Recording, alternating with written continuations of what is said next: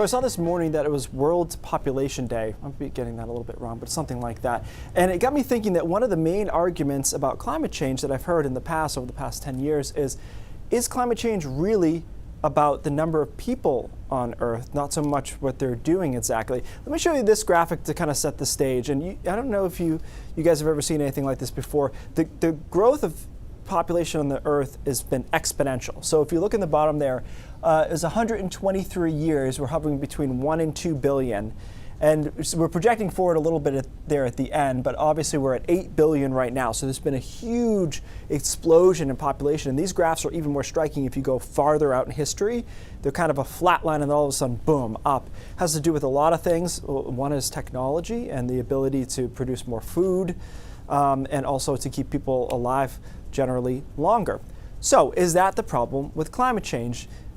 Yes and no. So to some degree, certainly the more people we have on the planet, the more of a footprint we're going to have environmentally, and that includes CO2. So the amount of CO2 we're going to put in the air is going to increase. But what I want to talk a little bit about is how that's not a proportionate thing. So this is an interesting way of representing it, but what we're trying to show you is that the top 10% of the world's population as far as wealth goes is producing over half of the carbon emissions. So it is not a one-to-one ratio. Not every person that is put on this planet has the same carbon footprint. It is mostly from wealthy, industrialized nations. It's not all the nations that are expanding at a rapid pace necessarily.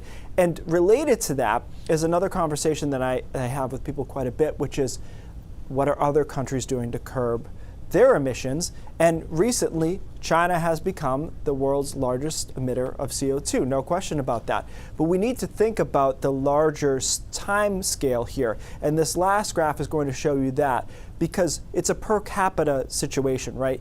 China obviously is now the leading emitter of emissions, but they also have a lot of people. So when you do it per capita, you'll see the US, we're not the worst. We're down there, kind of on the middle there, just a little bit to the right. And what you see on the left probably makes sense, right? We're talking about oil-rich nations that don't have huge populations, and so per capita they emit a lot.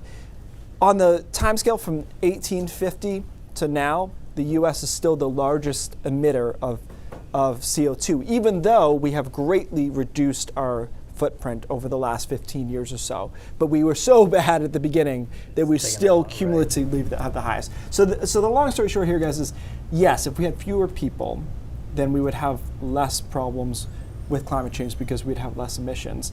But that's not really the solution. And also, how would we implement such a solution? Right. We think it's hard to build windmills.